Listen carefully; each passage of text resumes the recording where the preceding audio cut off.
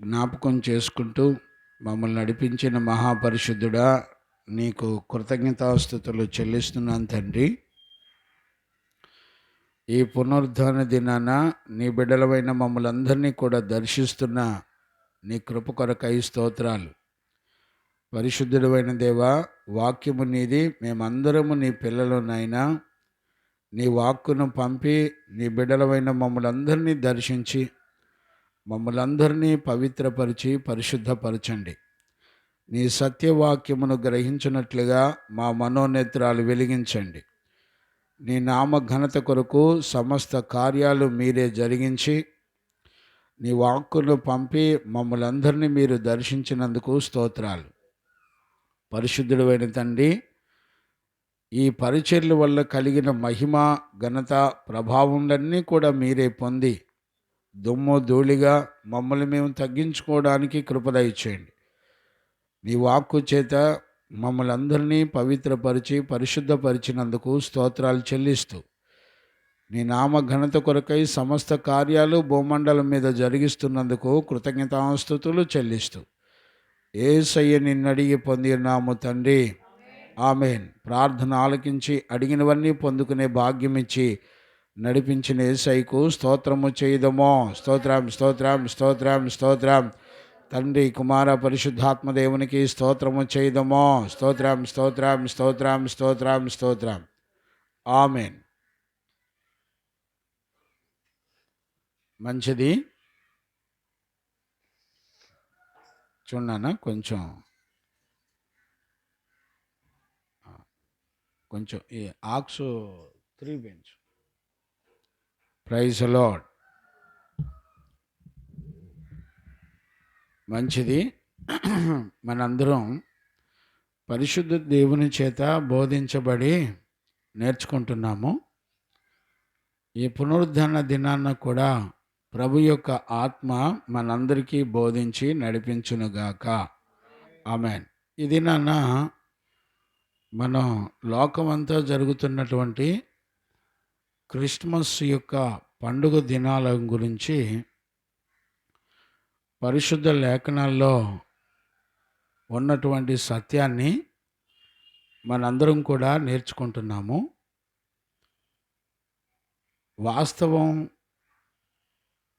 వాస్తవాన్ని గ్రహించవలసినటువంటి అవసరత ఎంతైనా ఉంది.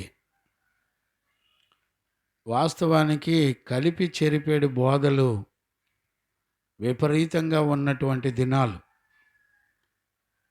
దుర్బోధ ఎప్పుడూ కూడా వాక్యానికి విరోధమైనదిగా పనిచేస్తున్నటువంటి దినాలు. మనం మాట్లాడుకునే విషయాలన్నీ కూడా బైబిల్లో ఉన్నవే. వాటిల్లో నుంచే విరోధి మనతో మాట్లాడుతూ ఉంటాడు. మన విరోధి యొక్క మాటలను, దేవుని మాటలను మనం జ్ఞానంగా ఎరిగిన వారమై ఉండాలి. పరిశోధించాలి, పరీక్షించాలి. నిత్యము దేవునితో కలిసి ఉండేటువంటి అవ్వా ఆదాముని సాతాను చాలా తేలికగా దేవుడు మాట్లాడినా ఇది నిజమా అని దేవుడు మాట్లాడిన మాటలో నుండే సాతాను మనతో మాట్లాడుతూ ఉంటాడు. చాలామంది జీవితాల్లో లేఖన భాగాలని అర్థం చేసుకోవడానికి దేవుని సహాయాన్ని అడగాలి. చాలామంది భూమండలం మీద పరిశుద్ధులు చాలామంది కూడా దేవుని సహాయాన్ని అడుగుతారు. కానీ ఎక్కడ పడిపోతారు అనంటే, సంఘాలలో ప్రజలు ఎప్పుడైతే విశ్వసించిన ప్రజలు ఎప్పుడైతే పెరుగుతారో ఆ ప్రజలను చూసినప్పుడు ప్రజల యొక్క సంతోషమే మన సంతోషంగా మార్చుకుంటారు. వాస్తవానికి సంఘానికి దేవుని సంతోషమే సంఘానికి కూడా సంతోషం. కానీ రాను రాను కాలం సమయాలు గడుస్తున్న కొలది ప్రజల సంతోషమే దైవజనుల యొక్క సంతోషం అనేటువంటి విషయంలోకి కన్వర్ట్ అయిపోతున్నారు. చూడండి, సౌలు, పాత నిబంధనలో ఉన్నటువంటి సౌలు సమూయేలు ప్రవక్త చెప్పినట్లుగా లోబడి నడిపించబడాలి. అయితే సౌలు తన జీవితంలో మనం సమూయేలు పుస్తకంలో మనం గనుక చూసినప్పుడు, మొదటి సమూయేలు 15:22 చూస్తున్నప్పుడు అక్కడ ఒక రాజు అయ్యుండి దైవజనుడు చెప్పిన మాటను వినకుండా నడిపించబడ్డాన్ని మనం చూడొచ్చు. చదువునానా? అందుకు సమూయేలు తాను సెలవిచ్చిన ఆజ్ఞను ఒకడు గైకొనుట వలన యెహోవా సంతోషించునట్లు ఒకడు దహన బలులను. గమనించారా? దేవుడు ఏమంటాడంటే, ఒకడు ఆజ్ఞ గైకొనుట వలన దేవుడు సంతోషిస్తాడు. ఆజ్ఞ ద్వారా సంతోషాన్ని దేవుడు కలిగి ఉంటాడు. ఆ సంతోషానికి అర్థం ఏంటంటే, మనకు ఆయన తండ్రి, మనము ఆయన పిల్లలంగా మారుతాం. దేవుని ఆజ్ఞ ద్వారా, ఆయన మాట వినడం ద్వారా మన జీవితానికి ఒక ఆత్మ సంబంధమైన రిలేషన్ కలుగుతుంది. చాలామంది జీవితంలో ఆత్మ సంబంధమైన రిలేషన్ దేవునితో కలిగి ఉండరు. మరి ఎలాగుంటారు అనంటే, చాలామంది జీవితాల్లో దేవుని సంతోషం కన్నా ప్రజల సంతోషం ఎక్కువగా ఉంటుంది. గమనించారా? మోసపరిచే ఆత్మ ఎప్పుడూ కూడా ప్రజలను సంతోషపెట్టాలని చూస్తూ ఉంటుంది. దేవుని యొక్క వాక్యంలో అపోస్తలుడైన పౌలు చెప్తాడు, నేను ప్రజలను సంతోషపెట్టుకోరువాడనైతే నేను క్రీస్తునకు దాసుడను కాకపోదును అనే సత్యాన్ని మనం చూడవచ్చు. కనుక ప్రజలు సంతోషపడడం వలన చాలా ప్రమాదం జరుగుతుంది. ఆజ్ఞను అతిక్రమించిన వాళ్ళం అవుతాం. సౌలు విషయంలో అదే జరుగుతుంది. చదువు నాన్న మళ్ళీ ఒకసారి. అందుకు సమూయేలు తాను సెలవిచ్చిన ఆజ్ఞను ఒకడు గైకొనుట వలన యెహోవా సంతోషించునట్లు. గమనించారా? జీవమగల దేవుడు సంతోషించున్నట్లు ఒకడు దహన బలులను అర్పించుట వలన ఆయన సంతోషించున. ఆలకించుము. బలులు అర్పించుట కంటే ఆజ్ఞను గైకొనుటయు పొట్టేళ్ల క్రొవ్వును అర్పించుట కంటేను మాట వినుటయు శ్రేష్టము. గమనించారా? ఆజ్ఞ, మాట, దేవుని మాట ఆజ్ఞ, అదే మాట దైవజనుడు చెప్తాడు. అందుకనే పరిశుద్ధ జీవ గ్రంథంలో మనం చాలా జాగ్రత్తగా గమనిస్తే, పొట్టేళ్ల బలులను, నైవేద్యాలను మేము అర్పించాం కదా, మేము దేవుని మాట విన్నట్టే అని భ్రమపరచబడకూడదు. దేవుని మాట వినే విషయంలో ఆజ్ఞను మనం అనుసరించి నడవాలి. ఆజ్ఞను అతిక్రమించిన తర్వాత దేవునికి మనకి సంబంధాలు ఉండవు. ఆజ్ఞ ఎక్కడ అతిక్రమించాడు సౌలు? కంటిన్యూ చేయనానా? తిరుగుబాటు చేయుట సోదె చెప్పుట అను పాపముతో సమానము. మూర్ఖతను అగపరచుట మాయా విగ్రహమును గృహ దేవతలను పూజించుటతో సమానము. యెహోవా ఆజ్ఞను నీవు విసర్జించితివి గనుక నీవు రాజుగా ఉండకుండా ఆయన నిన్ను విసర్జించననగా సౌలు జనులకు జడిసి. గమనించారా? ఎవరికి జడిచాడంట? జనుల ఆజ్ఞ అతిక్రమం ఎక్కడ ప్రారంభించబడింది? జనులకు జడిసి ప్రజలకు జడుస్తున్నారు. ప్రజలను చూసి భయపడేటువంటి సేవ భయంకరమైనటువంటి సేవ. ప్రజలు ఏం ఫీల్ అవుతారో, పండగ చేయకపోతే ప్రజలు ఏమనుకుంటారో, క్రిస్మస్ లైటింగ్ లాగపోతే మరి ప్రజలు ఏమనుకుంటారో, లేకపోతే స్టార్లు పెట్టకపోతే ప్రజలు ఏమనుకుంటారో, లైటింగ్ లాగపోతే ప్రజలు ఏమనుకుంటారో, క్రిస్మస్ క్యారల్స్ ఇంటింటికి తిరిగి వెళ్ళి పలకరించకపోతే ప్రజలేమనుకుంటారో గమనించారండి.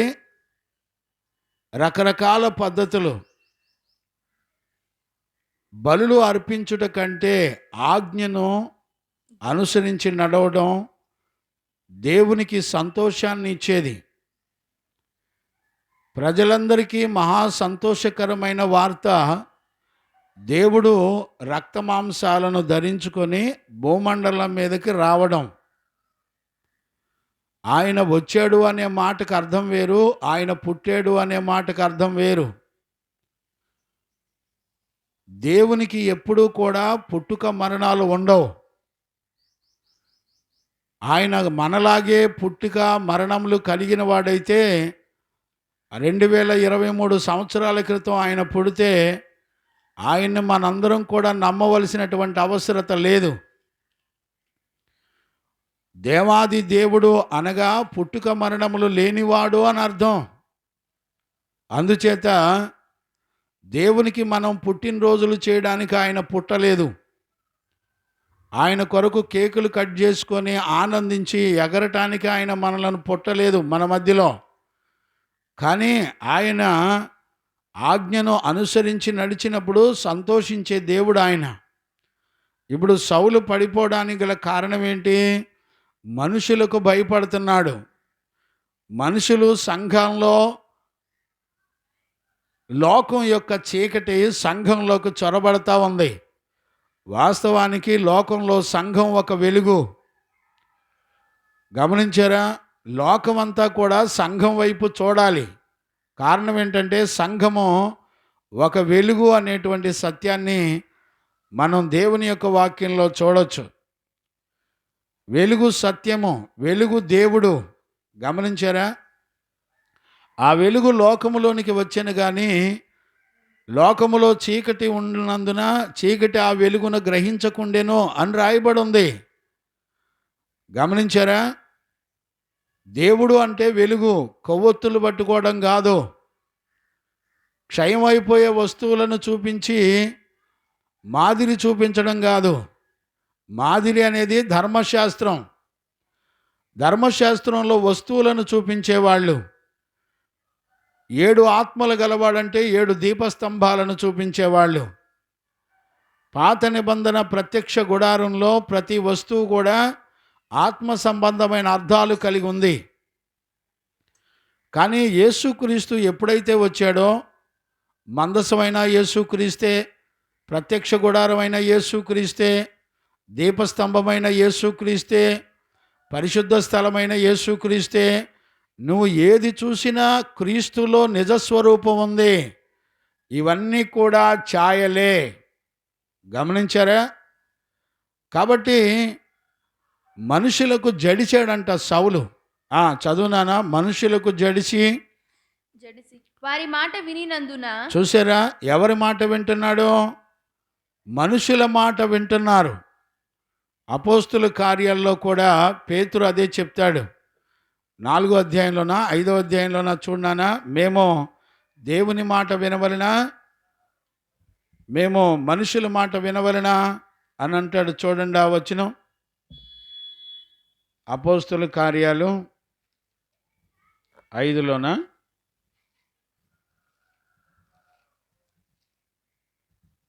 4లోనా?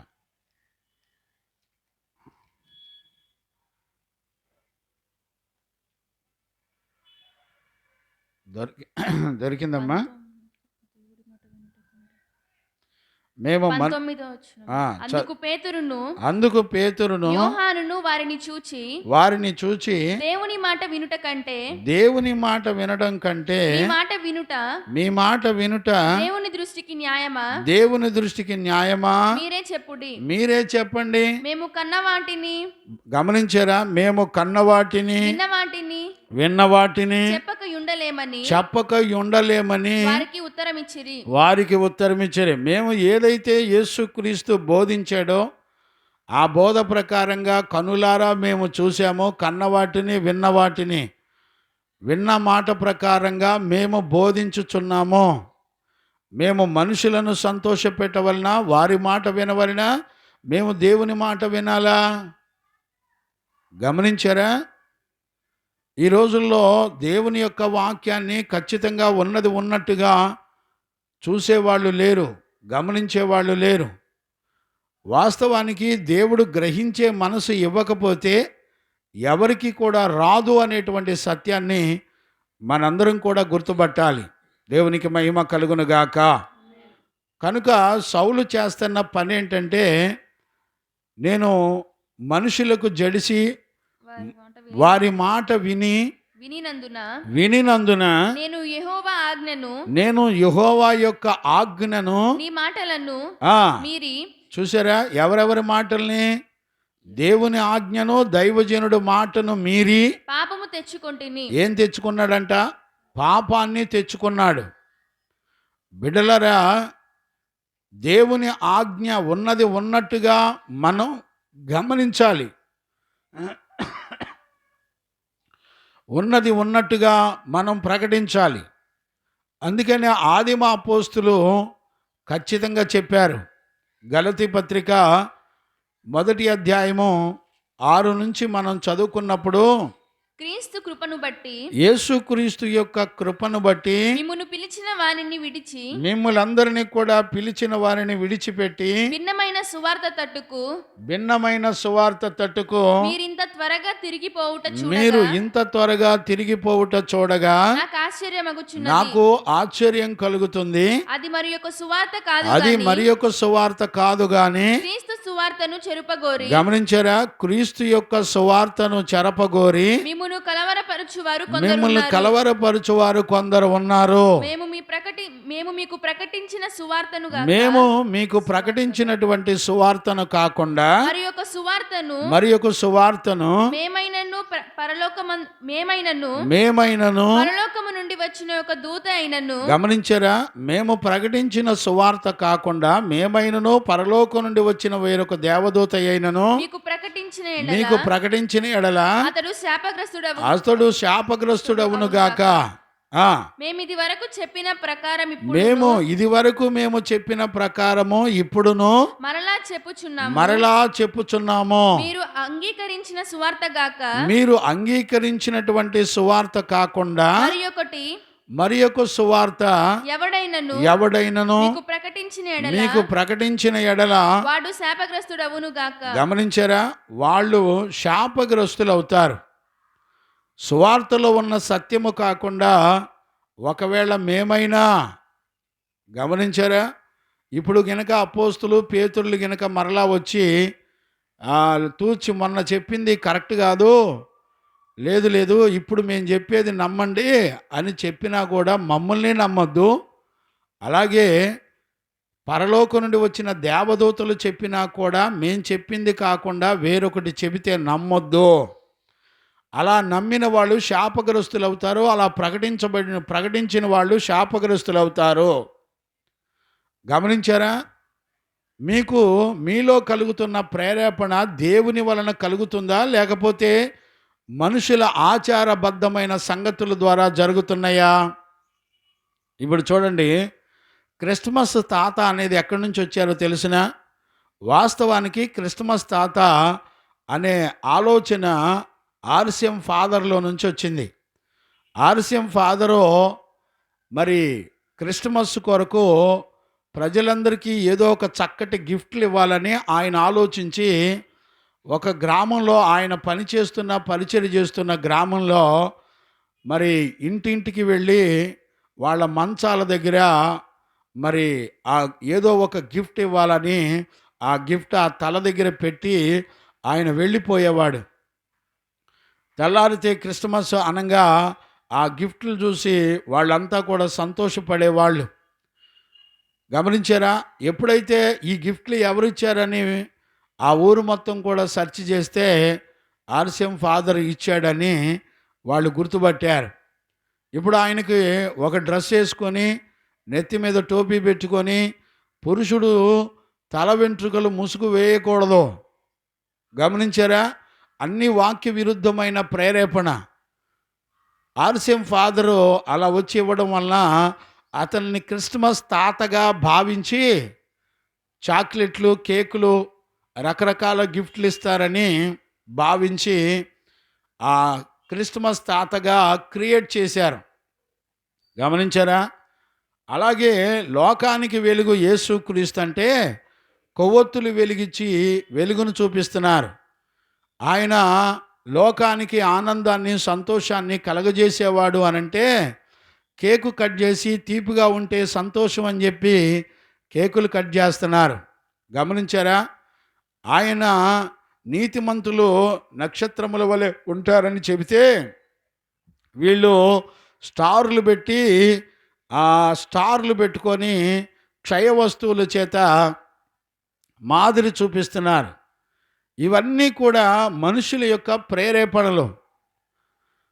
మనం మార్కు సువార్తల్లో లేకపోతే మత్తయి సువార్తల్లో మనం చూసినప్పుడు చూడండి నాన్న, పోనీ మార్కు 13, మత్తయి 13 లేకపోతే మార్కు 7వ అధ్యాయంలో చూడండి. పోనీ మార్కు 7వ అధ్యాయంలో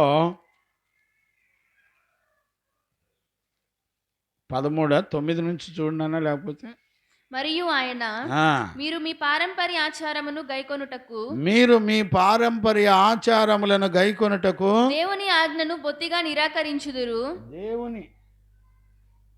దేవుని ఆజ్ఞను బొత్తిగా నిరాకరించుదురు. నీ తల్లిదండ్రులను గణపరచవలననియు తండ్రినైనను తల్లినైనను దూషించువానికి. గమనించారా నాన్న? చూడండి 13వ వచనం చదువునానా. మీరు నియమించిన మీ పారంపర్య ఆచారము వలన మీ పారంపర్య ఆచారముల వలన దేవుని వాక్యమును నిరర్ధకము చేయుదురు. గమనించారా? మనుషుల యొక్క ఆచారబద్ధమైన వాటి ద్వారా దేవుని యొక్క వాక్యం నిరర్ధకమైపోతుంది. నిరర్ధకమైపోవడం అంటే ఏంటి? దేవుడు ఉద్దేశించిన ఆలోచన భూమండలం మీద నెరవేర్చబడకుండా అడ్డగించేదే మనుషుల యొక్క ప్రేరేపణ. గమనించారా? సౌలు చేసిన పని అదే. ఈ రోజున సౌలును నడిపిస్తున్న దురాత్మ చీకటి సంఘాలలో దైవజనులను, సంఘాలను పట్టి పీడిస్తున్నటువంటి దినాలు. గమనించారా? ఇక్కడ వాస్తవానికి మనం గమనించినట్లయితే దేవుని యొక్క లేఖనాల్లో పండుగలు ఏమీ కూడా లేవు అనే సత్యాన్ని మనం చూడవచ్చు. కొలసీ పత్రిక 2వ అధ్యాయం 16వ వచనాన్ని మనం చదువుకోవచ్చు. కాబట్టి కొలసీ పత్రిక 2వ అధ్యాయం 16వ వచనం, కాబట్టి అన్నపానముల విషయములోనైనను పండుగ అమావాస్య విశ్రాంతి దినము అను వాటి యొక్క విషయములోనైనను మీకు తీర్పు తీర్చనెవనికి అవకాశం ఇవ్వకండి. గమనించారా? ఇవి రాబో వాటి ఛాయే గాని నిజ స్వరూపము యేసుక్రీస్తులోనే ఉంది. అంటే క్రీస్తునందు విశ్వాసం ఉంచటమే నీ జీవితానికి ఒక అమావాస్య అయినా, పండగ అయినా, ఏదైనా సరే క్రీస్తులోనే ఉంది. క్రీస్తు వచ్చిన తర్వాత మరలా నువ్వు ప్రత్యేకమైన పండగలు చేయాల్సిన అవసరం లేదు. పండగ = క్రీస్తు. మళ్ళీ ఆయనకు ప్రత్యేకమైన పండుగను ఏర్పాటు చేసి ఆయన ప్రత్యేకంగా ఆరాధించవలసినటువంటి అవసరత లేదు. అది ఓన్లీ ఛాయ, ప్రత్యక్ష గుడారం యొక్క ఛాయ అంతే తప్ప మీరు ఎన్నడూ కూడా క్రీస్తు రాకముందు పండగలు, క్రీస్తు వచ్చిన తర్వాత ఇక పండగలు లేవు. అందుకనే అపోస్తులుడైన పౌలు కొరింథీ సంఘానికి, గలతీ సంఘానికి రాస్తూ 4వ అధ్యాయము 9వ వచనం నుండి మనం చదువుకున్నప్పుడు, ఇప్పుడు ఆ మీరు దేవునిని ఎరిగిన వారును, ఇప్పుడు మీరు దేవునిని ఎరిగిన వారును, మరి విశేషముగా దేవుని చేత ఎరగబడిన వారునై ఉన్నారు గనుక. బలహీనమైనవియు, గమనించారా? ఇప్పుడు చదవబోయేవి బలహీనమైనవియు నిష్ప్రయోజనమైనవియునైనా మూల పాఠముల తట్టు మరలా మీరు తిరగనేలా మునుపటి వలె మరలా వాటికి దాసులై ఉండగోరనేలా. గమనించారా? మీరు దినములను మాసములను ఉత్సవ కాలములను సంవత్సరములను గమనించారా? మీరు కొత్త సంవత్సరం వస్తుంది కదా అని మీరు ఉపవాసాలు ఉండి దిద్దుబాటు చేసుకుంటానంటే ఉపయోగం ఏముండదో. ఒక పండుగ దినాన్ని బట్టి, కొత్త సంవత్సరాన్ని బట్టి, లేకపోతే సంవత్సరాలు, పండుగలు, అమావాస్యలు వాటిని బట్టి నువ్వు చేసే ప్రతి క్రియ కూడా చెల్లదు. క్రీస్తు వచ్చిన తర్వాత అవేమీ ఉండవు. ప్రతిదినము మనకు పండగే, ప్రతిదినము ఆరాధనే. గమనించారా? క్రిస్టమస్ అంటే క్రీస్తు అనంటే అభిషక్తుడు అని అర్థం. మాస్ అంటే ఆరాధన. అభిషక్తుడైన యేసు క్రీస్తును ఆరాధించడం అని అర్థం. కానీ దాన్ని పండగ చేసుకొని, ఒకరోజు పండగ పెట్టుకొని పండగ చేసుకోవడానికి కాదు దేవుడు వచ్చింది. గమనించారా?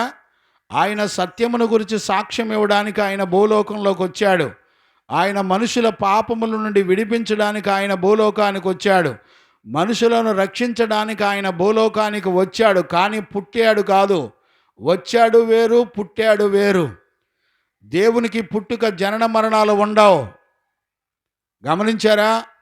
అన్యజనులు చాలామంది మీ యేసుక్రీస్తు పుట్టిన డేటు చూపించండి. ప్రియులారా, ఆయన పుట్టేవాడైతే, పుట్టి మరణించేవాడైతే ఆయన దేవుడు కానే కాదు. ఆయనను నమ్మవలసినటువంటి అవసరం లేదు.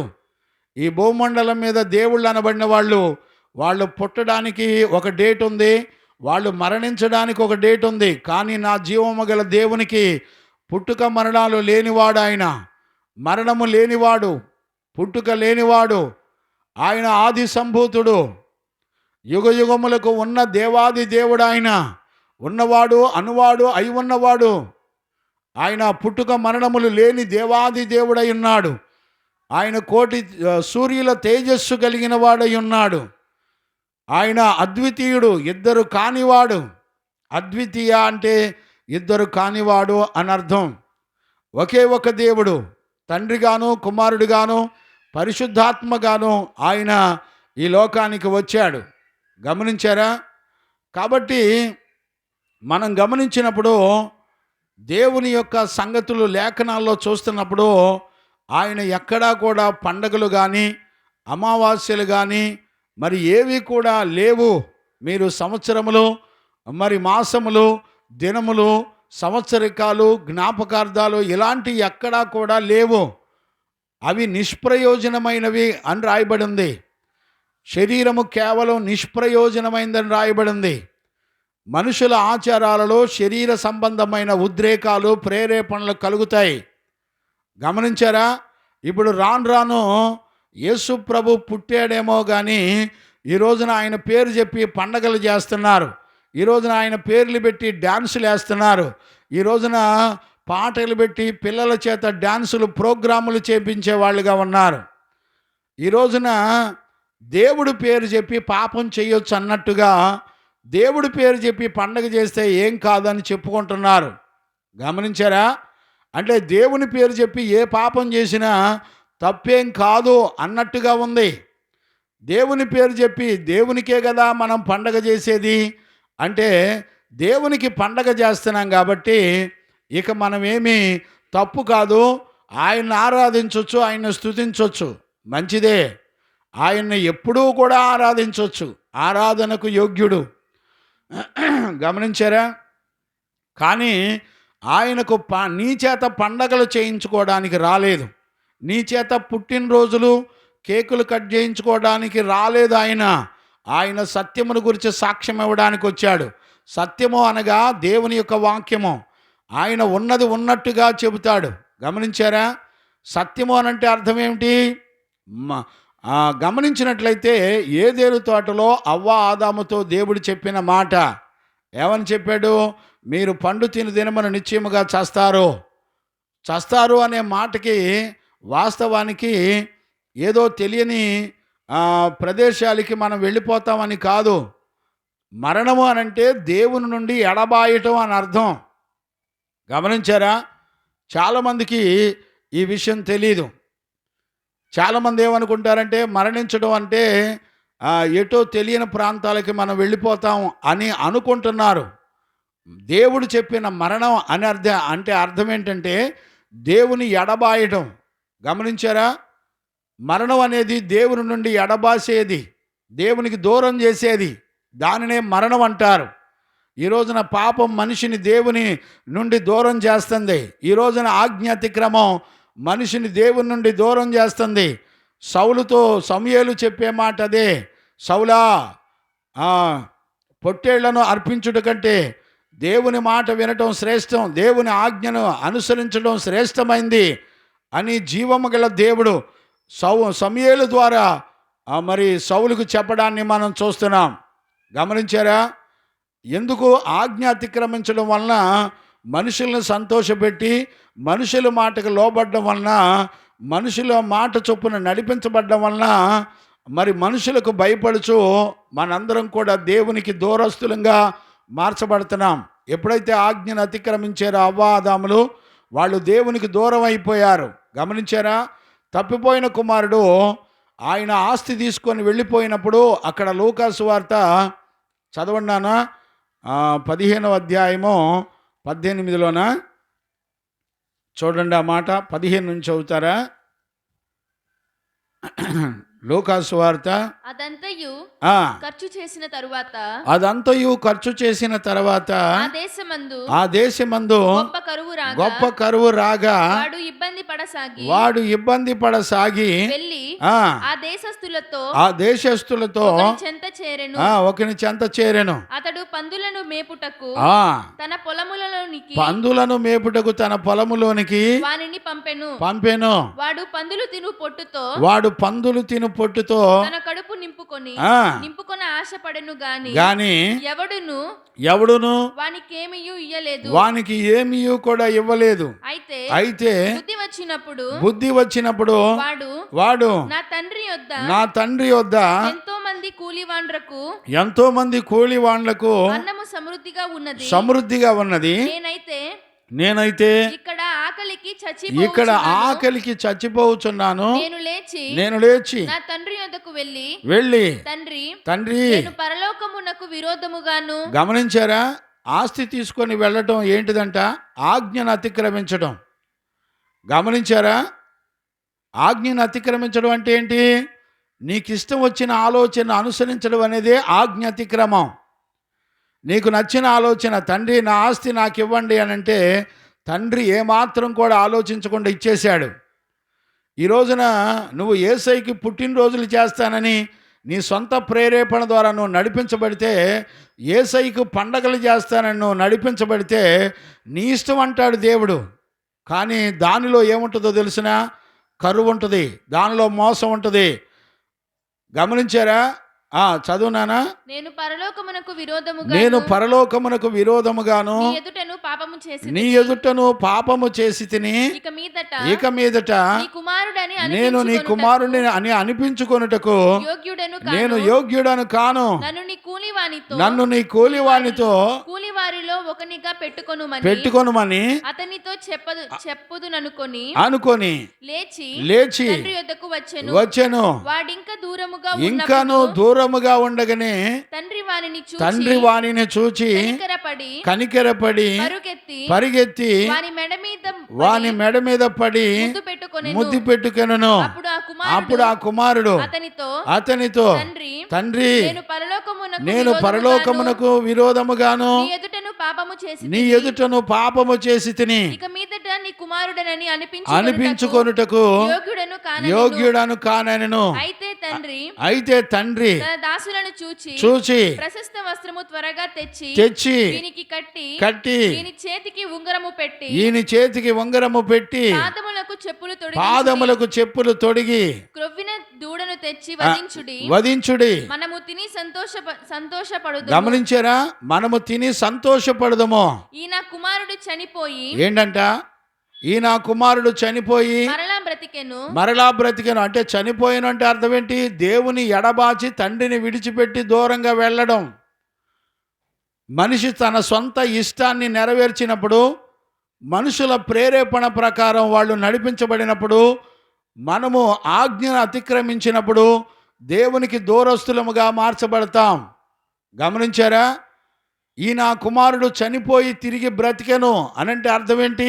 వాస్తవానికి అతను చనిపోయాడా? కాదు, దేవునికి దూరస్తుడయ్యాడు. దేవునికి దూరస్తుడు అవ్వటమే చనిపోవడం. నువ్వు దేవుని ఆజ్ఞను అనుసరించి నడవకపోవడమే చనిపోవడం. పండుగలు, అమావాస్యలు అన్నీ కూడా యేసుక్రీస్తునందు నిజస్వరూపం. క్రీస్తు వచ్చిన తర్వాత ఇక నువ్వు ప్రత్యేకమైన పండుగలు చేయవలసినటువంటి అవసరాలు లేవు. సంవత్సరికాలు చేయాల్సినటువంటి అవసరాలు లేవు. జ్ఞాపకార్థాలు సంవత్సరం వెంబడి సంవత్సరం జ్ఞాపకార్థ కోటాలు పెట్టుకోవలసిన అవసరం లేదు. దేవుని యొక్క సత్య సంబంధమైన దేవుని వాక్యాన్ని వినగలిగిన వాళ్ళు ఎవరు కూడా లేరు. గమనించారా? అందుకని పరిశుద్ధ లేఖనాలు చెబుతున్నటువంటి మాట ఏంటంటే దేవునికి పుట్టుకలు మరణాలు ఉండవు. చూడండి, మన మూలవాక్యంలో రోమాపత్రిక 9వ అధ్యాయం 5వ వచనాన్ని మనం చదువుకుందాం. పితరులు, గమనించారా? పితరులు వీరివారు శరీరమును బట్టి, గమనించారా? యేసుక్రీస్తు శరీరమును బట్టి క్రీస్తు వీరిలో పుట్టెను అనే మాట దగ్గర ఇంగ్లీష్ బైబిల్లో కానివ్వండి, లేకపోతే ఆయన పుట్టెను అనే పదాల దగ్గర చాలా ప్రదేశాల్లో ఆ పదం వాడిన దగ్గరల్లా, పుట్టాడు అనే పదం వాడిన దగ్గరల్లా ఆయన వచ్చాడు అనే మాట ఉంటుంది. ఇంగ్లీష్లో కానివ్వండి, తమిళ్లో కానివ్వండి, లేకపోతే మరి హీబ్రూలో కానివ్వండి, ఆయా లాంగ్వేజెస్లో, అరమిక్లో కానివ్వండి, ఏ లాంగ్వేజ్లో చూసినా ఆయన వచ్చెను అని ఉంటుంది కానీ పుట్టెను అని ఉండదు. మీకు అర్థం కావాలంటే చూడండి నాన్న, లూకాసు వార్త 2వ అధ్యాయం 21వ వచనాన్ని మనం చదువుకుందాం. ఆ శిశువునకు చేయవలసిన 8వ దినము వచ్చినప్పుడు, ఆ శిశువునకు సున్నతి చేయవలసిన 8వ దినము వచ్చినప్పుడు గర్భమందు ఆయన పడక మునుపు అన్నాడా? పుట్టుక మునుపు అన్నాడా? పుట్టుక వేరు, పడడం అంటే దిగి రావడం. నేను పరలోకం నుండి దిగి వచ్చి తిని అని యేసుక్రీస్తు స్వయంగా ఆయన నోటితో ఎన్నోసార్లు చెప్పాడు. నేను వచ్చాను, పరలోకం నుండి వచ్చిన వాడను, నేను పరలోకం నుండి ఇక్కడికి వచ్చి పుట్టిన వాడను అనలా. గమనించారా? ఆయన వచ్చాడు. ఆయనకు జనన మరణాలు లేవు. ఆయన పుట్టుక మరణాలు లేనివాడు. ఆయన వచ్చాడు కానీ పుట్టాడు కాదు. పుట్టాడు అనే మాటకు అర్థం వేరు, మరి వచ్చాడు అనే మాటకు అర్థం వేరు. ఈ రోజుల్లో వచ్చాడు అనే మాటకు అర్థం తెలీదు, పుట్టాడు అనే మాటకు అర్థం తెలీదు. పుట్టుక అనేది, మరణం అనేది ఆజ్ఞ అతిక్రమం వలన కలుగుతుంది. ఎప్పుడైతే మనిషి ఆజ్ఞ అతిక్రమించడో, దేవుని యొక్క ఆజ్ఞను అనుసరించి గైకొంటాడో వాడు నిత్యము జీవము కలిగిన వాడు, మరణము లేనివాడు. దేవుని యొద్ద నుండి నువ్వు ఎడబాయటం అనేదే మరణం నీకు. గమనించారా? ఆదాము దేవుని యొద్ద నుండి ఎడబాయవలసి వచ్చింది ఆజ్ఞాతిక్రమం వలన, కానీ చనిపోలేదు. ఆదాము చనిపోలేదు, శరీర రీతిగా బ్రతికే ఉన్నాడు. ఎడబాయటం అనేది దేవుని దృష్టికి మరణం, ఆజ్ఞాతిక్రమే మరణం. మరి ఆ రోమాపత్రిక 6:23లో చెప్పిన మాట అదే. ఆ మాట కూడా చదవండి. ఏలయనగా పాపము వలన వచ్చిన మరణము అయితే దేవుని కృపావరము, పాపం వలన వచ్చు జీతం మరణము అయితే దేవుని కృపావరము మన ప్రభువైన యేసుక్రీస్తునందు నిత్య జీవము. గమనించారా? క్రీస్తే అన్నిటికీ ఆధారం. నీ పండగైనా క్రీస్తే, జీవమైన క్రీస్తే, గమనించారా? విశ్వాసమైన క్రీస్తే, పరిశుద్ధత అయిన క్రీస్తే, నమ్మకమైన క్రీస్తే, గమనించారా? పరిశుద్ధ స్థలమైన క్రీస్తే.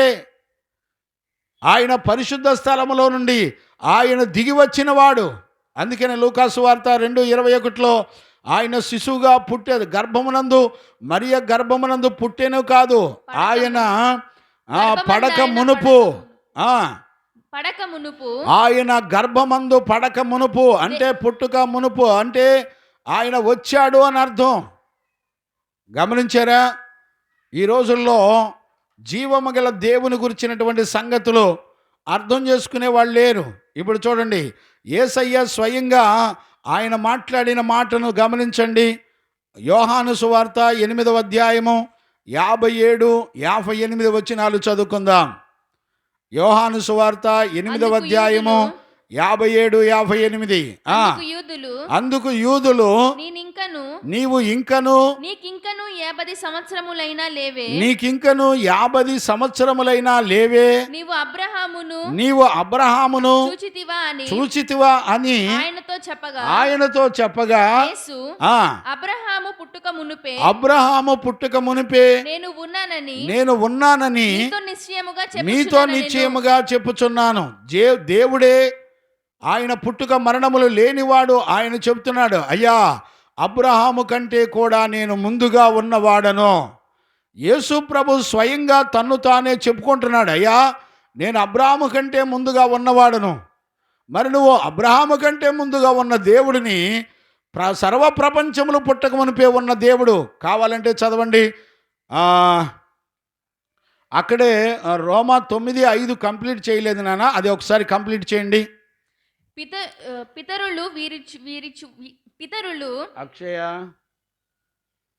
పితరులు వీరివారు శరీరమును బట్టి క్రీస్తు వీరిలోనికి వచ్చెను. ఈయన ఎవరో తెలిసిన సర్వాధికారము కలిగిన దేవాది దేవుడు, దేవుడయుండి నిరంతరము స్తోత్రార్హుడై ఉన్నాడు. ఆమేన్. గమనించారా? ఈయన ఎవరో తెలిసిన సర్వాధికారి అయినటువంటి దేవాది దేవుడు. చూడండి, మత్తయి సువార్త 28వ అధ్యాయము 18, 19 వచనాన్ని మనం చదువుకోవచ్చు. అయితే మత్తయి సువార్త 28వ అధ్యాయము చివరి అధ్యాయము 18, 19 వచనాలు చదువుకుందాం. అయితే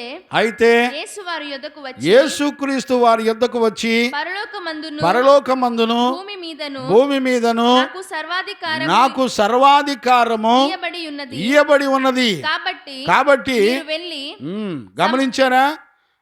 జీవము గల దేవునికి, యేసుక్రీస్తుకి భూమండలం మీదను పరలోకమందును సర్వాధికారము కలిగినటువంటి దేవుడు.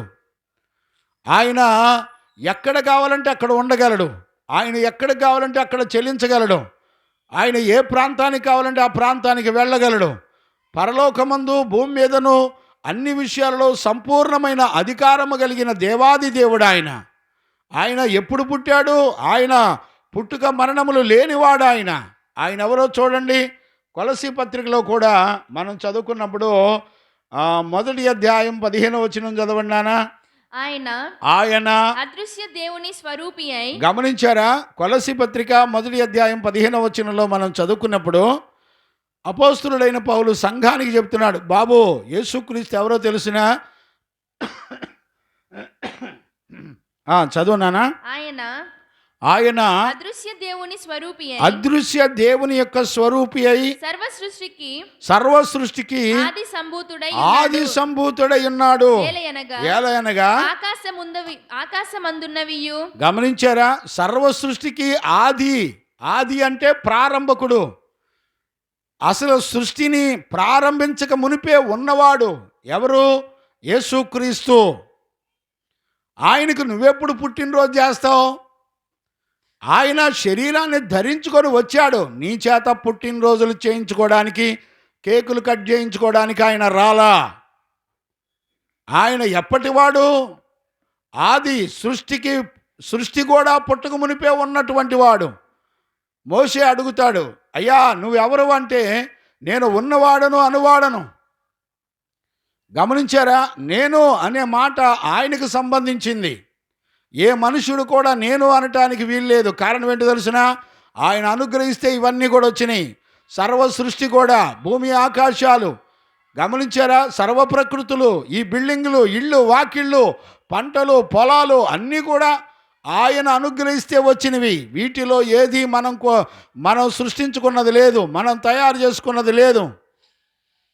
గమనించారా? ప్రతిదీ కూడా దేవాది దేవుడు అనుగ్రహిస్తే వచ్చింది.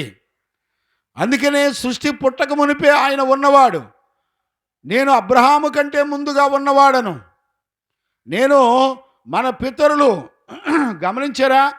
ఆయన లోకానికి వెలుగై ఉన్నాడు. దేవుడు అనే పదానికి వెలుగు అని అర్థం. చూడండి, 27వ కీర్తన మొదటి వచనం చదవండి. 27వ కీర్తన మొదటి వచనాన్ని, యెహోవా నాకు వెలుగును రక్షణ అయి ఉన్నాడు. గమనించారా? దేవుడు వెలుగు, ఆయన రక్షకుడై ఉన్నాడు. నేను ఎవరికి భయపడుదును. గమనించారా? ఆయన వెలుగు అని అంటే అర్థం ఏంటో తెలిసిన? ఆయన కోటి సూర్య తేజస్సులు కలిగినటువంటి వాడు. ఒక సూర్యుడు కనుక మనకు దగ్గరగా వస్తేనే మనం కాలి బూడిదైపోతాం. కానీ ఆయన ఎవరో తెలిసిన? కోటి తేజస్సుల సూర్యుల కంటే అధికమైనటువంటి తేజస్సు కలిగిన మహాదేవుడు ఆయన. గమనించారా? కోటి తేజస్సు కలిగినటువంటి మహాదేవుడు మన మధ్యలోకి వస్తే మనందరం కూడా కాలి బూడిదైపోతామని ఆయన శరీరాన్ని ధరించుకొని వచ్చాడు ఆయన. గమనించారా? ఇప్పుడు కనుక ఆయన మరి ఏదో ఒక జంతువు రూపంలో మనకు దగ్గరగా వస్తే మనందరం కూడా ఖచ్చితంగా కొట్టి చంపేసి చక్కగా చికెన్ బిర్యానీ చేసుకొని తింటాం. అంతేనా? అందుకని ఆయన జంతువులుగా రాలేదు, సశరీరుడుగా ఆయన వచ్చెను. సశరీరుడు అంటే అర్థం ఏంటో తెలిసిన? పరిశుద్ధ శరీరము ద్వారా ఆయన మన మధ్యలోనికి వచ్చెను అని రాయబడింది. గమనించారా? దేవునికి మహిమ కలుగునుగాక. చూడండి నాన్న, 1 తిమోతి పత్రిక 3వ అధ్యాయం 16వ వచనంలో ఆ మాట ఉంటుంది. 1 తిమోతి పత్రిక 3వ అధ్యాయము నిరేక్షేపముగా దైవభక్తిని గూర్చిన మర్మము చాలా గొప్పదై ఉన్నది. ఆయన సశరీరుడుగా ఎలా ఉన్నాడంటే? ఆయన సశరీరుడు అంటే పరిశుద్ధ దేహము కలిగినటువంటి వాడు. ఆయన పరిశుద్ధుడు. ఆయన మరణము లేనివాడు, పుట్టుక మరణములు లేనివాడు, కోటి సూర్య తేజస్సు కంటే అధిక తేజస్సు గలవాడు. ఆయన వెలుగు. నువ్వు కొవ్వొత్తులు పట్టుకొని చూపించడం వల్ల ఉపయోగం లేదు. అది క్రీస్తు రాకముందు చూపించు. కొవ్వొత్తులు క్రీస్తు రాకముందు క్షయ వస్తువుల చేత నీవు చూపించు. కానీ నిజస్వరూపం యేసుక్రీస్తులో ఉంది. ఆయన దేవాది దేవుడు. ఆయన సశరీరుడుగా ప్రత్యక్షమాయను. ఆత్మ విషయమున గమనించారా? ఆయన ప్రత్యక్షపరచబడిన వాడు, ఆయన వచ్చినవాడు. అంతేగాని ఆయన పుట్టినవాడు కాదు. ఆయన పుట్టుక మరణములు లేనివాడు. ఈ రోజున దేవుని యొక్క లేఖనాల్లో చెప్పబడిన సంగతులు అర్థం చేసుకునే వాళ్ళు లేరు. యేసుక్రీస్తే స్వయంగా నేను అబ్రహాము కంటే ముందుగా ఉన్నవాడనని చెప్పినా కూడా అర్థం చేసుకునే వాళ్ళు లేరు. నేను అనేక పర్యాలు యేసుక్రీస్తు నేను పరలోకం నుండి దిగి వచ్చిన వాడను, నేను వచ్చిన వాడను అని అనేక పర్యాయాలు సువార్తలలో యేసుక్రీస్తు స్వయంగా ఆయన తన నోటితో మాట్లాడిన మాటలు ఎవరు కూడా గ్రహించేవాళ్ళు లేరు. గమనించారా?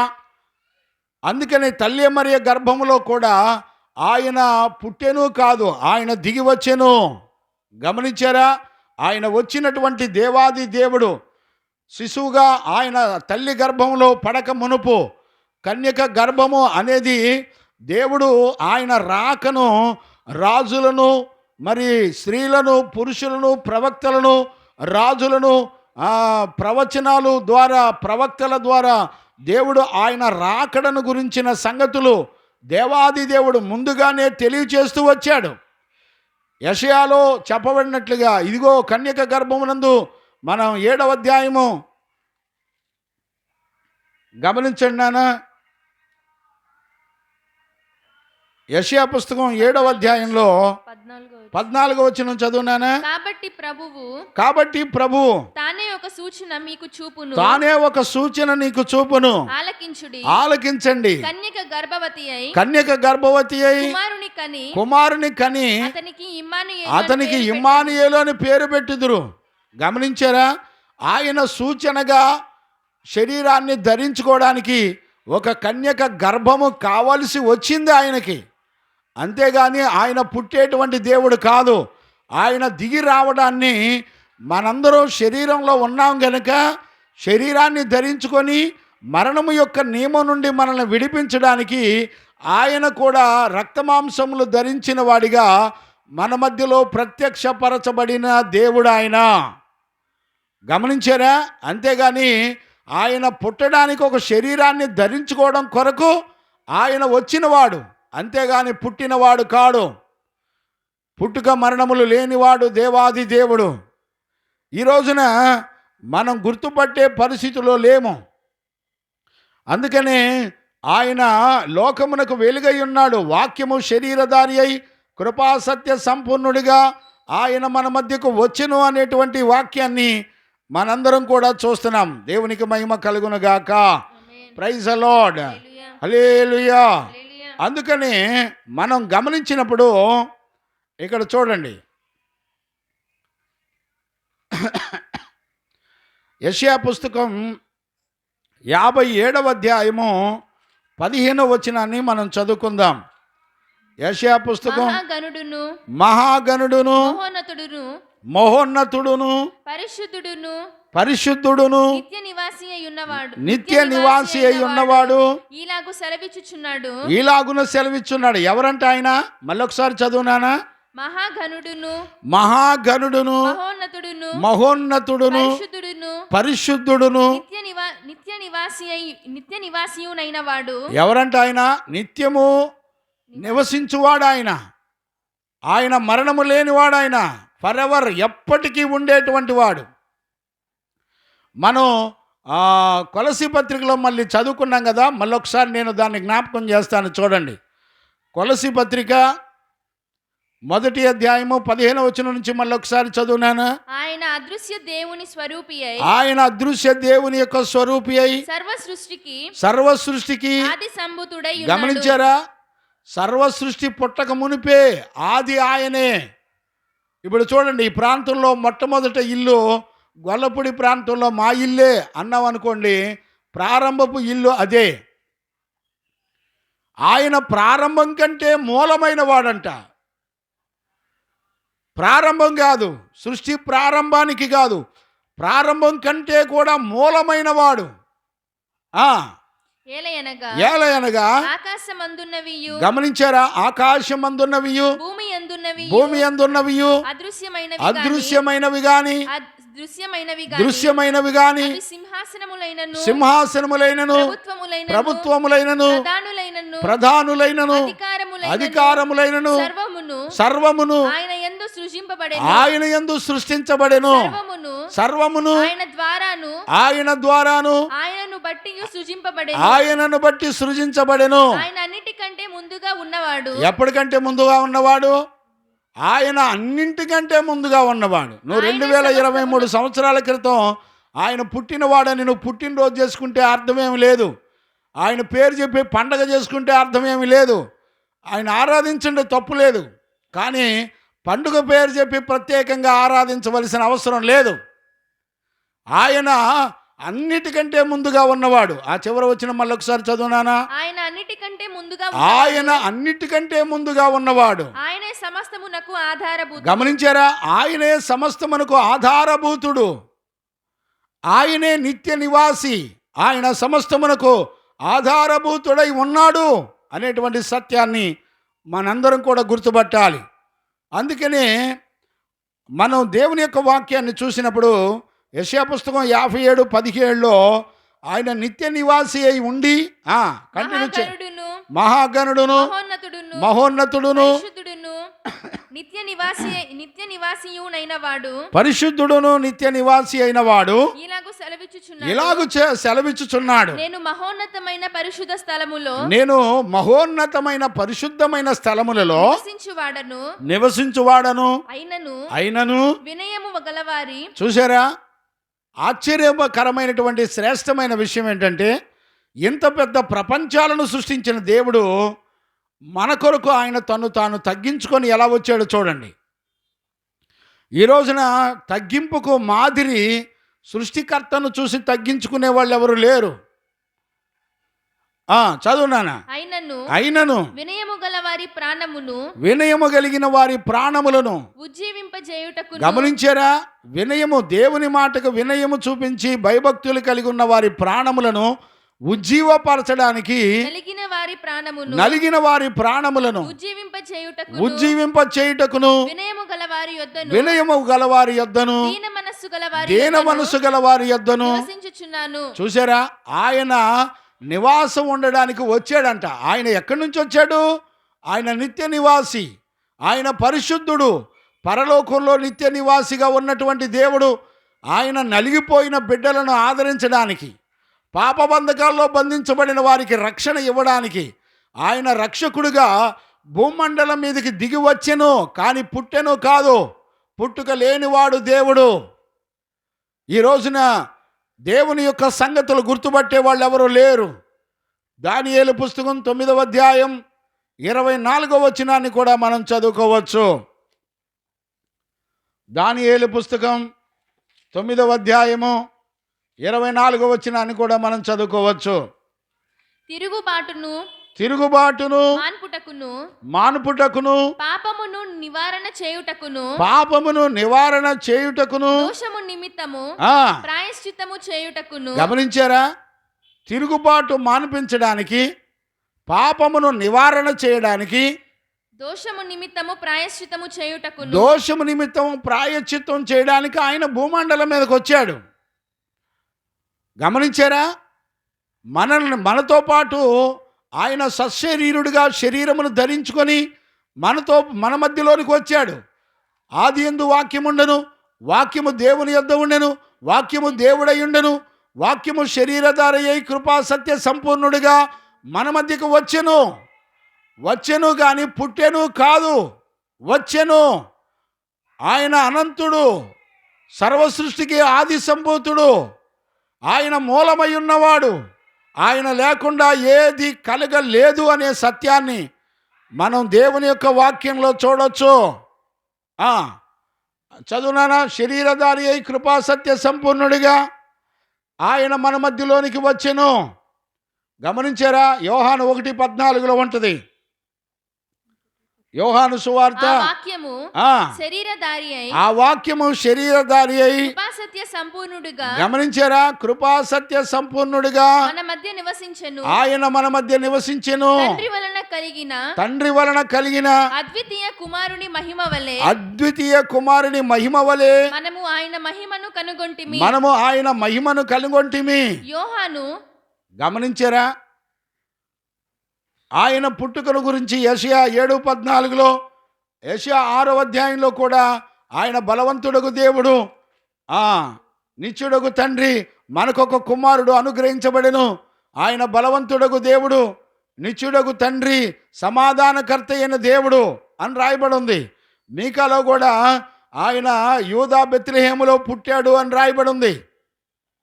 యూదా బెత్లెహేము అనే స్థలములోకి ఆయన దిగి వస్తాడు అని రాయబడి ఉంది. మీకు 5:2 రాయబడి ఉంటుంది. అంతేకాకుండా కొత్త నిబంధనలో అనేక పర్యాయాలు యేసుక్రీస్తుని ఏమని పిలిచారో తెలిసిన? అబ్రహాము కుమారుడా, క్షమించండి, దావీదు కుమారుడా అని పిలిచాడు.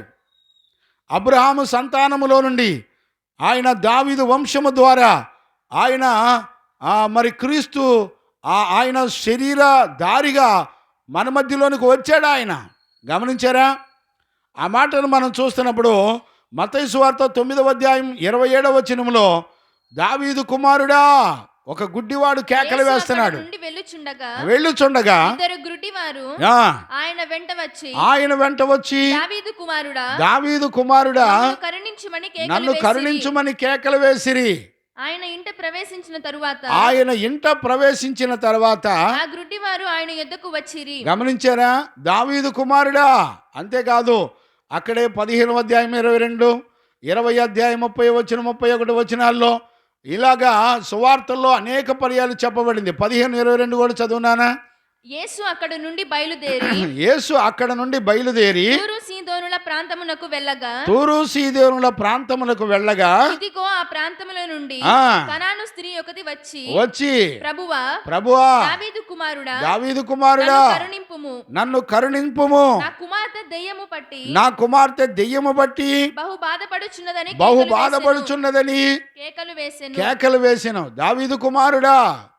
ఎవరు చూసినా దావీదు వంశంలో నుండి పుట్టినటువంటి వాడు యేసుక్రీస్తు.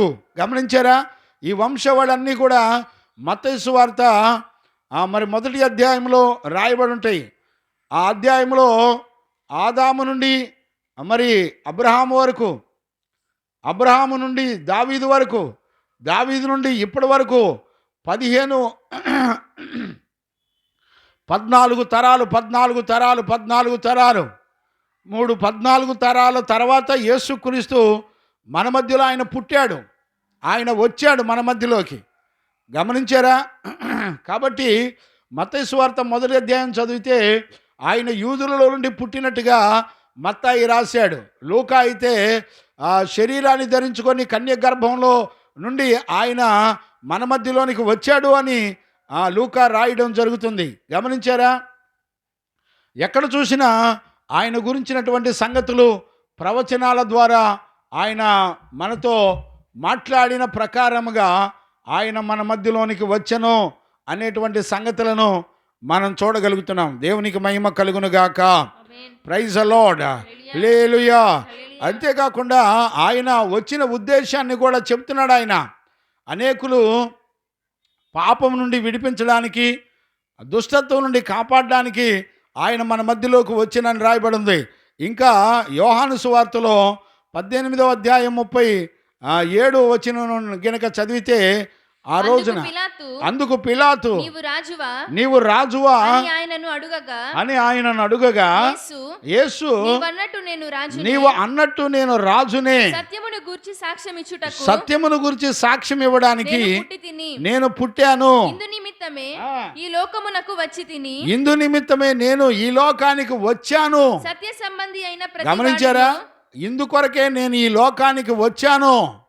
యేసు ప్రభు స్వయంగా ఆయన నోటితో చెబుతున్నా కూడా నమ్మేవాళ్ళు లేరు. ఆయన శరీరాన్ని ధరించుకొని ఆయన రావలసి వచ్చింది. కానీ ఆయన పుట్టుక మరణములు లేని దేవాది దేవుడు అనే సత్యాన్ని మనం గుర్తుపట్టవచ్చు. చూడండి, సత్యమును గురించి ఆయన సాక్ష్యం ఇవ్వడానికి వచ్చానన్నాడు. సత్యం అంటే ఏంటి? ఆయన వాక్యము సత్యము, ఆయన పరిశుద్ధాత్మ సత్యము. గమనించారా?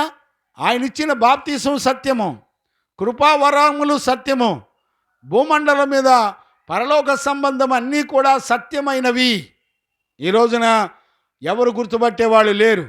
ఈ రోజున చూడండి, ఆయన సత్యమును గురించి సాక్ష్యం ఇవ్వడానికి వచ్చానంటే ఆయనకు పుట్టినరోజులు చేసేవాళ్ళు ఎక్కువైపోయారు. పుట్టినరోజులు అన్యజనుల ఆచారాలు. హేరోదు చేసుకున్నాడు. గమనించారా? ఫరో చేసుకున్నాడు. గమనించారా? చూడండి, ఆ మాటలు పరిశుద్ధ గ్రంథంలో కూడా మనం చూడొచ్చు. ఆదికాండము 20వ అధ్యాయం 40వ అధ్యాయము 20వ వచనాన్ని మనం చదవచ్చు. మూడవ దినమందు జరిగినదేమనగా ఆ దినము జన్మదినము గనుక. గమనించారా? ఫరో జన్మదినము గనక అతడు తన సేవకులందరికీ విందు చేయించి. గమనించారా? విందు చేయించి వారి నడుమ. గమనించారా? పుట్టినరోజులు అన్యజనుల యొక్క ఆచారాలు. ఇదే మత్తయి సువార్త 14వ అధ్యాయం 6వ వచనాన్ని కూడా మనం చూడొచ్చు. అయితే అయితే హేరోదు జన్మదినోత్సవము వచ్చినప్పుడు హేరోదు జన్మదినోత్సవం వచ్చిన గనుక హేరోదియ కుమార్తె వారి మధ్య నాట్యమాడి హేరోదును సంతోషపరిచెను గనుక గమనించారా? హేరోదు రాజులు అన్యజనులు చేసుకునేది పుట్టినరోజులు. ఈ రోజున దేవుడి పేరు చెప్పి దేవునికి పుట్టినరోజులు చేస్తే పాపం కాదు అనుకునే రకాలు గమనించారా? ఈ రోజుల్లో గుర్తుపట్టే వాళ్ళు ఎవరు లేరు. ఇప్పుడు చూడండి, ఆయన పండుగ పేరు చెప్పి చేసే పనులన్నీ కూడా శాపగ్రస్తమైనయే. ఇప్పుడు చూడండి, పండుగ పేరు చెప్పి పప్పలు వండుకుంటున్నారు, పండుగ పేర్లు చెప్పి కొత్త బట్టలు తెచ్చుకుంటున్నారు, పండుగ పేర్లు చెప్పి రికార్డ్ డ్యాన్సులు వేస్తున్నారు, పండుగ పేర్లు చెప్పి కొవ్వొత్తులు, స్టార్లు, లైటింగ్లు. ఏమండి, ఎవరు నేర్పారు చెప్పండి? ఆదిమ అపోస్తులు సంఘాలకు నేర్పారండి? సంఘాలకు ఎక్కడైనా వాళ్ళు నేర్పారా? ఈ రోజున శరీరం నిష్ప్రయోజనమైంది. శరీర సంబంధమైన ఉద్రేకాలు, ప్రేరేపణలలో పాపం పుడుతుంది. గమనించారా? ఇప్పుడు పండుగ అనే పదంలో దేవుని చిత్తానికి విరోధమైన ఆచారబద్ధమైన పరిస్థితులు ఎంత భయంకరమైన చూడండి. మళ్ళీ దేవుడి పేరు చెప్పి పండుగ ప్రపంచమంతా అనుసరిస్తారు. గమనించారా? ఒక ప్రాంతానికి సంబంధించిన పండుగ కాదు. గమనించారా? ప్రపంచం మొత్తం. అంటే దేవుడి పేరు చెప్పి ఆజ్ఞ అతిక్రమించిన పాపం కాదు అనుకుంటున్నారు. ఆయన చెప్పని పద్ధతులు మనుషుల చేత ప్రేరేపించబడి నేర్చుకోవడం అనేది పాపం కాదని భ్రమపరచబడేటువంటి దినాలు. చూడండి, ఆదిమ అపోస్తుల కాలంలో కానీ ఆ తర్వాత సేవ చేసిన పరిశుద్ధులు కానీ ఎక్కడా కూడా ఈ పండుగలు, ఈ క్రిస్మస్లు, ఆరాధనలు ఎక్కడా లేవు. సుమారుగా ఒక 50 సంవత్సరాల క్రితమే పుట్టింది ఇవన్నీ కూడా. అంతకుముందు పరిశుద్ధుల పరిచర్యలో ఎక్కడా కూడా ఇలాంటి వ్యవహారాలు లేవు, ఇలాంటి బోధలు ఎక్కడా లేవు. మరి ఇప్పుడు సంఘంలోకి ఎలా వచ్చింది? సంఘములోకి లోకములో ఉన్న శరీరాశ, నేత్రాశ, జీవపు డంబము సంఘంలోకి వచ్చింది. ఎలా వచ్చిందో తెలిసిన? దేవుని మహిమను కోల్పోయిన తర్వాత, ఆదాము మహిమ శరీరాన్ని కోల్పోయిన తర్వాత ఆ శరీరంలోకి, ఆజ్ఞ అతిక్రమించిన శరీరంలోకి శరీరాశ, నేత్రాశ, జీవపు డంబం వచ్చేసింది. దేవుని వాక్యం వింటున్న దేవుని పిల్లలారా, నువ్వెప్పుడైతే ఆజ్ఞను అతిక్రమించావో, దేవుని మహిమ శరీరాన్ని పోగొట్టుకొని ఈ రోజున మనమందరం కూడా శరీర సంబంధమైన ఉద్రేకాల చేత, శరీర సంబంధమైన ప్రేరేపణల చేత మనం మోసగించబడి పండుగలు, ఆచారాలు,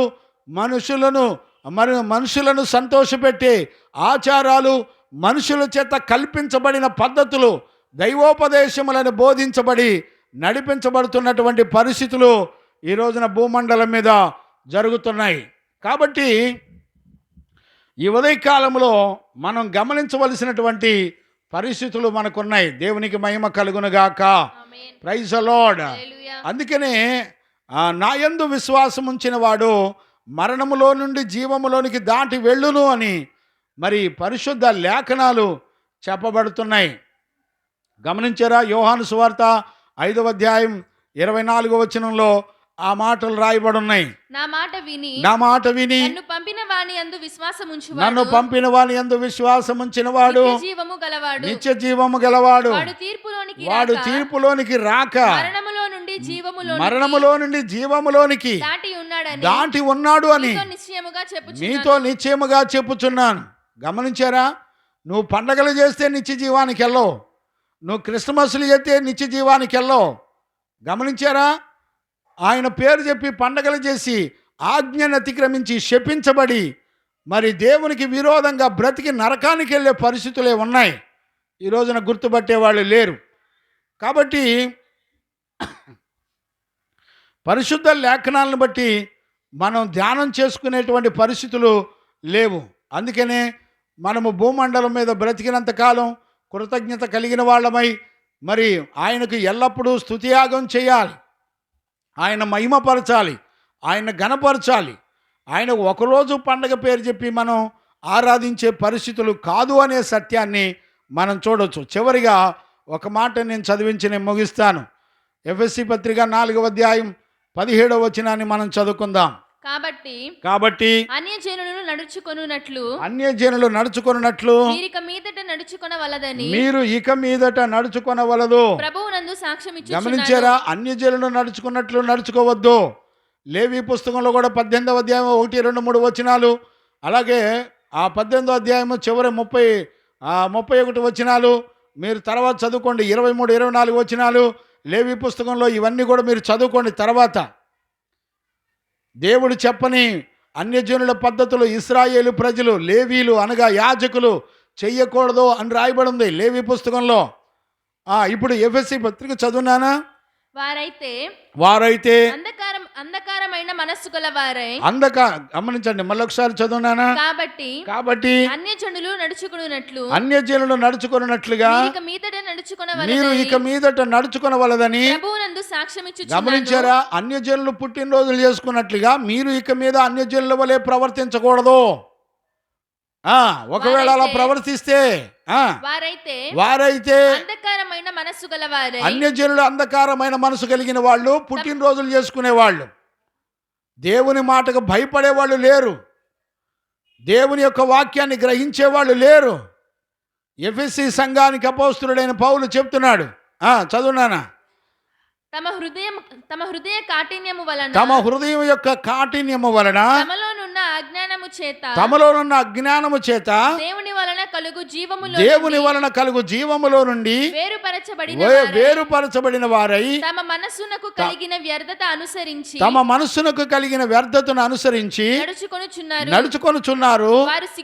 వారు సిగ్గులేని వారయ్యుండి నానా విధమైన అపవిత్రతను. చూసారా? ఈ రోజున సిగ్గు, శరం, సీము, నెత్తురు లేకుండా ప్రవర్తిస్తారు. ఏమండి? ఏ వాక్యం ఆధారం చేసుకొని యేసయ్యకు పుట్టినరోజు చేస్తావు చెప్పండి?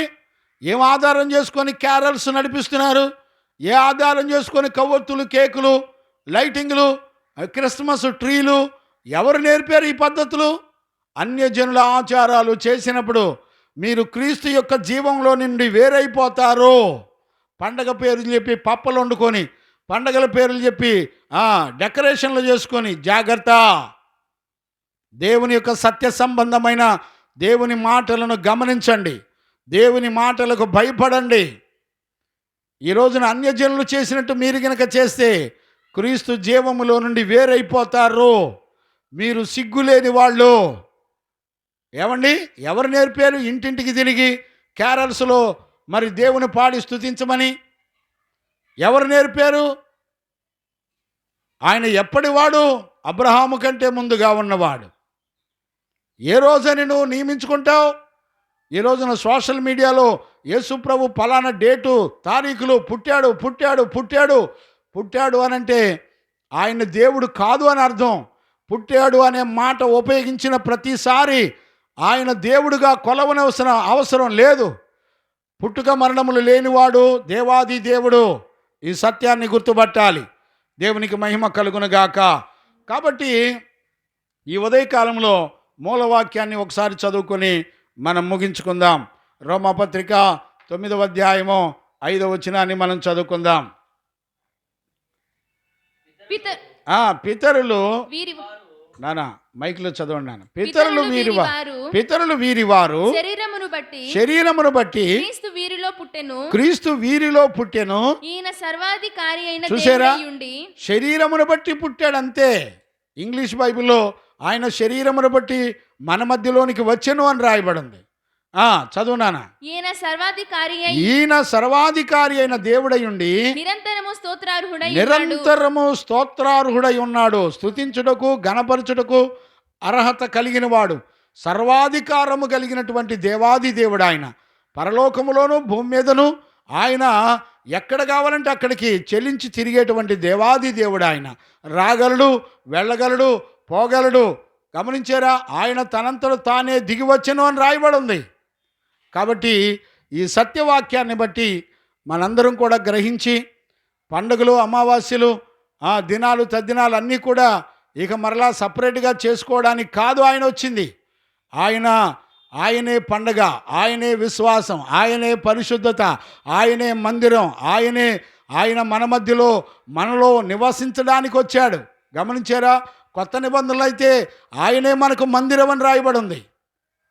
గమనించారా? ఆయనకు మనమే మందిరం అయితే మన మధ్యలో నివాసం ఉండడానికి ఆయన వచ్చాడు. 2 కొరింథీ పుస్తకం చివరి మాట చదివి నేను ముగిస్తాను. 2 కొరింథీ పుస్తకం 6వ అధ్యాయం 18వ వచనం చదవండి నాన్న. దేవుని ఆలయమునకును విగ్రహములతో ఏమి కొంచెం కిందకి వెళ్ళినానా. ఆయన మన మధ్యలో నివాసం ఉండెను. నేను వారిలో నివసించి మీరు దేవుని ఆలయమై ఉన్నారనియు దేవుని ఆత్మ మీలో నివసిస్తుందని మీరు ఎరగరా? ఇప్పుడు ఆయన అంటున్నాడు, నేను మీలో నివసించి నేను వారి దేవుడినై యుందును, వారు నా ప్రజలై యుందురు. కావున మీరు వారి మధ్య నుండి బయలువెడలి ప్రత్యేకంగా ఉండండి. అపవిత్రమైన దానిని ముట్టకూడని. గమనించారా? ప్రత్యేకంగా ఉండండి. దేవునికి విరోధమైన ఆజ్ఞాతిక్రమమే అపవిత్రత.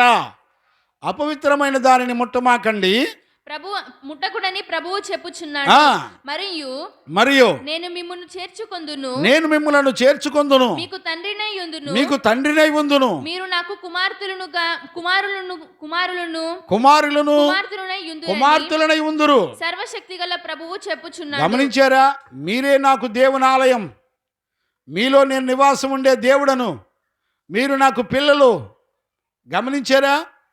దేవుని పిల్లలు ఎక్కడా కూడా పండగలు చేసుకోవడం కాదు, ఆయనే మనలో నివాసం ఉంటున్నాడు. భయపడే వాళ్ళు ఎవరున్నారు చెప్పండి? కనుక ఈ విషయాలన్నీ కూడా గమనించి మనం దేవుని వాక్యము చేత హెచ్చరించబడి బోధించబడినట్లుగా దేవుడు తన కృపను అనుగ్రహించి నడిపించునుగాక. ఆమెన్. ప్రార్థన చేసుకుందాం. మోకరించండి, ప్రార్థన చేసుకుందాం. మహాపరిశుద్ధుడైన తండ్రి, ఈ పునరుద్ధాన దినాన ప్రభా, నువ్వు లోకంలోనికి శరీరాన్ని ధరించుకొని వచ్చిన వాడవు కానీ పుట్టుక మరణములు లేని దేవాది దేవుడివని, నాయనా సర్వప్రపంచములు పుట్టక మునిపే నువ్వు ఆది అయిన దేవుడివై ఉండి ఉన్నవాడవని పరిశుద్ధ లేఖనముల ద్వారా ప్రభా మాతో ఎంతో తేటగా మీరు మాట్లాడి బలపరిచినందుకు కృతజ్ఞతాస్తుతులు చెల్లిస్తూ యేసయ్య నిన్నడిగి పొంది ఉన్నాము తండ్రి. ఆమెన్. ప్రార్థన ఆలకించి అడిగినవన్నీ మన జీవితంలో విశ్వాసం ద్వారా పొందుకునే భాగ్యం ఇచ్చి నడిపించిన యేసయ్యకు స్తోత్రము చేయుదమో. స్తోత్రం స్తోత్రం స్తోత్రం స్తోత్రం స్తోత్రం. తండ్రి కుమార పరిశుద్ధాత్మ దేవునికి స్తోత్రము చేయుదమో. స్తోత్రం స్తోత్రం స్తోత్రం స్తోత్రం. ఆమెన్. మనందరూ లేచి నిలబడి ఒక పాట పాడుతుండగా మనలను మనం ప్రభు కొరకు సమర్పించుకుందాం.